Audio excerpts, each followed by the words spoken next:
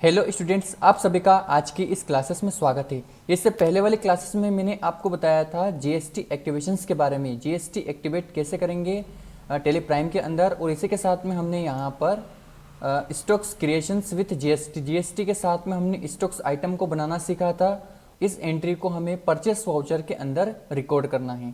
तो यहाँ पर आप इस एंट्री को देख सकते हैं। अन्वी इलेक्ट्रॉनिक से अनंत पीवीटी एलटीडी ने निम्न माल खरीदा, मतलब हमने यह माल खरीदा है।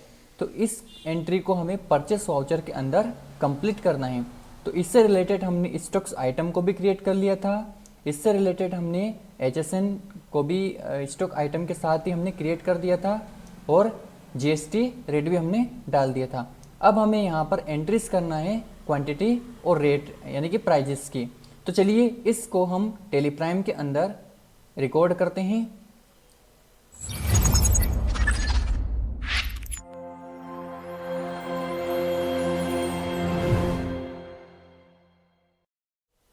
सबसे पहले हम यहाँ पर टेली प्राइम को ओपन कर लेते हैं। तो टेली प्राइम को ओपन करने के लिए हमें यहाँ पर सर्च करना है टेली प्राइम। तो यहाँ पर आप देख सकते हैं सबसे ऊपर ही हमें दिखाई दे रहा है, मतलब यहाँ पर सेकंड नंबर पे टेली प्राइम। ठीक है, तो टेली प्राइम को हमें यहाँ से ओपन कर लेना है। अब देखिए टेली ओपन हो जाने के बाद में हमें उसी कंपनी को सिलेक्ट करना पड़ेगा। लाइसेंस विंडो है तो हम यहाँ से एंटर कर लेते हैं। अब यहाँ पर आप देख सकते हैं कि अनंत पीवीटी के नाम से यहाँ पर एक कंपनी खुली हुई है। लेकिन हमने जो कंपनी बनाई थी हमें उसी कंपनी में इस एंट्री को कंप्लीट करना है। तो हम क्या करेंगे, यहाँ से ऑल्टर F3 बटन दबाएंगे। जैसे ही हम यहाँ से ऑल्टर F3 बटन दबाते हैं तो हमारे सामने यहाँ पर कंपनी सिलेक्शन की विंडो ओपन हो जाती है। मतलब यहाँ से हमें उस कंपनी को सिलेक्ट करना पड़ेगा जिस कंपनी को हमने इसके अंदर क्रिएट किया था। तो हमने यहाँ पर अनंत पीवीटी एलटीडी के नाम से कंपनी बनाई थी, इस कंपनी को हम सिलेक्ट कर लेते हैं। तो हमें यहाँ पर एंटर कर देना है।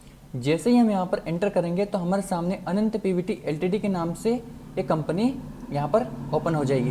अब हमें यहाँ पर क्या करना है, अब हम यहाँ पर वाउचर्स की एंट्री करेंगे। तो हमें सीधे यहाँ पर आ जाना है वाउचर के ऑप्शन के ऊपर, हमें यहाँ पर एंटर कर देना है।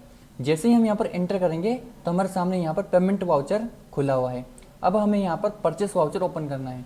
तो परचेस वाउचर को ओपन करने के लिए यहाँ पर आप देख सकते हैं F9 इसका शॉर्टकट दे रखा है परचेस के लिए। ठीक है, तो आप यहाँ पर F9 बटन जैसे दबाएंगे तो यहाँ पर परचेस वाउचर ओपन हो जाएगा। हम सिंपल यहाँ पर क्लिक कर लेते हैं।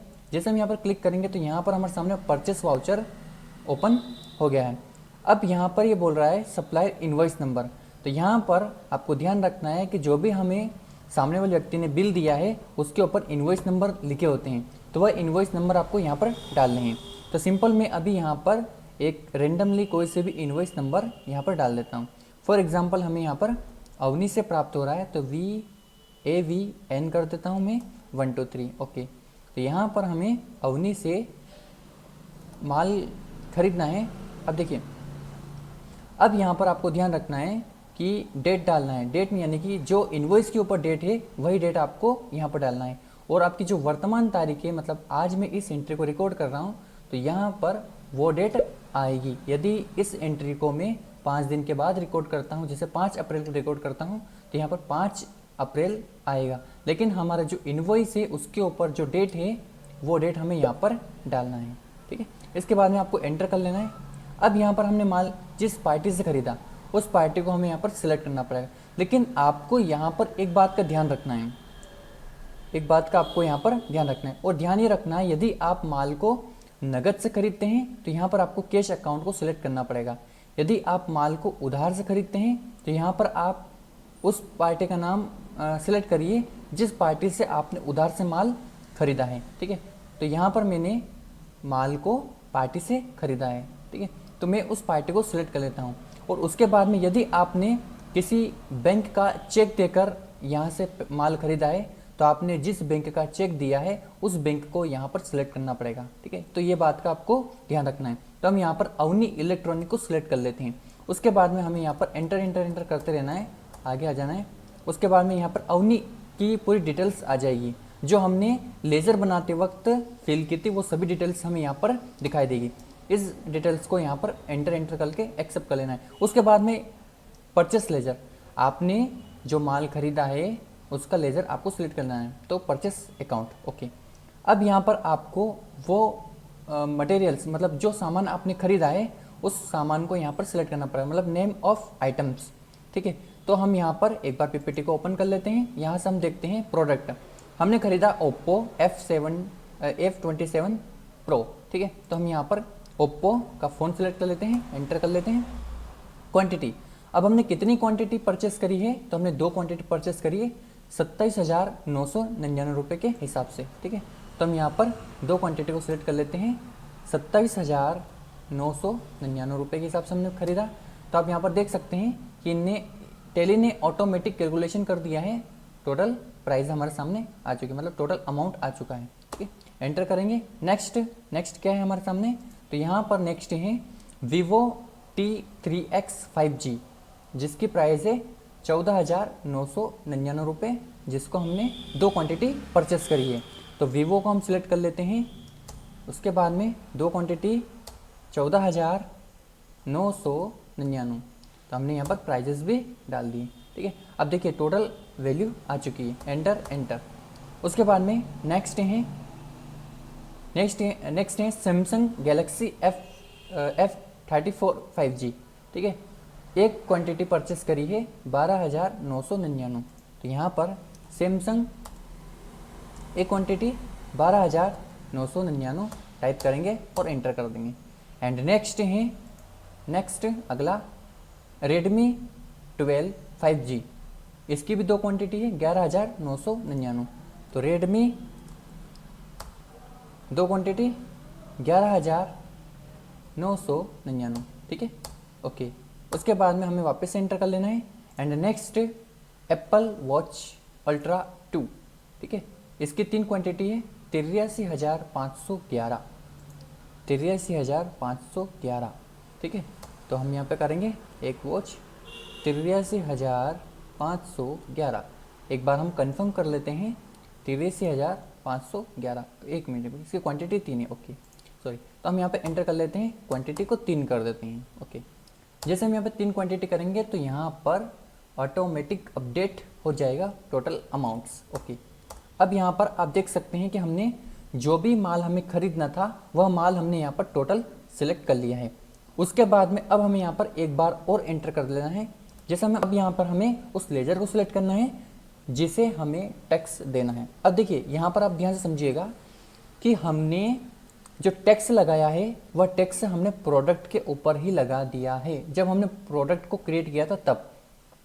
अब हमने यहाँ पर वो प्रोडक्ट का जो हमने टैक्स लगाया है वो टैक्स हमें यहाँ पर देखना है। तो हमें इसके लिए क्या करना पड़ेगा, रिलेटेड रिपोर्ट्स के ऊपर जाना है। हम जैसे यहाँ पर जाते हैं तो हमें यहाँ पर टैक्स एनालिसिस के ऊपर जाना है। देखिए अब यहाँ पर आप देख सकते हैं कि हमने जिस भी प्रोडक्ट के ऊपर जो भी टैक्स लगाया वो हमें यहाँ पर दिखाई देगा। अब इसकी डिटेल्स को देखने के लिए आपको यहाँ पर ऑल्टर के साथ F5 बटन दबाना है, ऑल्टर F5। जैसे मैं ऑल्टर F5 बटन दबाता हूँ तो यहाँ पर आप देख सकते हैं कि इनकी स्टॉक्स की डिटेल्स और HSN कोड और यहाँ पर टैक्स वैल्यू भी हमें यहाँ पर दिखाया जा रहा है। तो यहाँ पर आप देख सकते हैं कि किसके ऊपर हमने यहाँ पर 14% दिया, किसके ऊपर हमने यहाँ पर 9% दिया, है ना। तो वो सभी टैक्सेस हमें यहाँ पर इस प्रकार से दिखाई देंगे। अब हमें वापस से स्केप की से पीछे आ जाना है। पीछे आने के बाद में अब यहाँ पर हमें CGST और HGST टैक्स लगाना है। तो मैं यहाँ पर CGST सिलेक्ट करूँगा। जैसे मैं यहाँ पर CGST सिलेक्ट करूँगा तो ऑटोमेटिक ही यहाँ पर कैलकुलेशन हो जाएगा।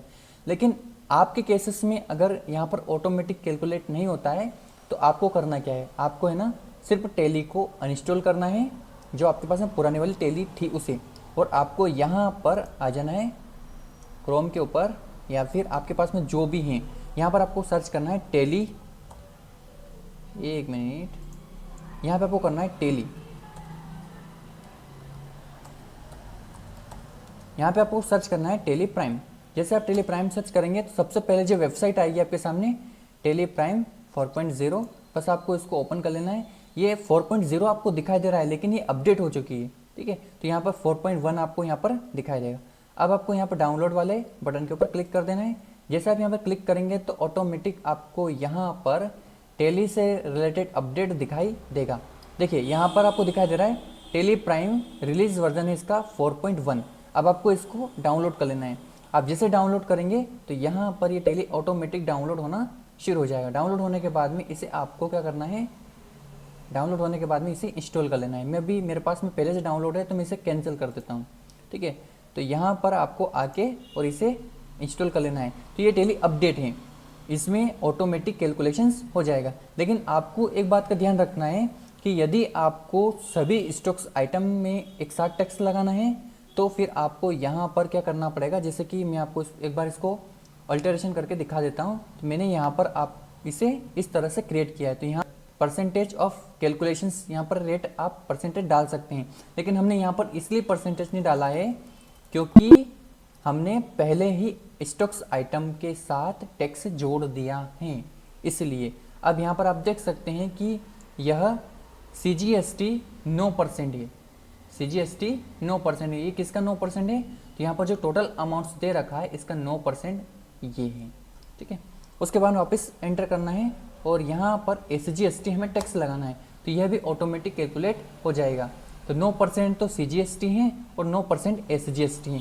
उसके बाद में वापस एंटर करना है, एक बार फिर एंटर करना है, एक बार फिर एंटर करना है।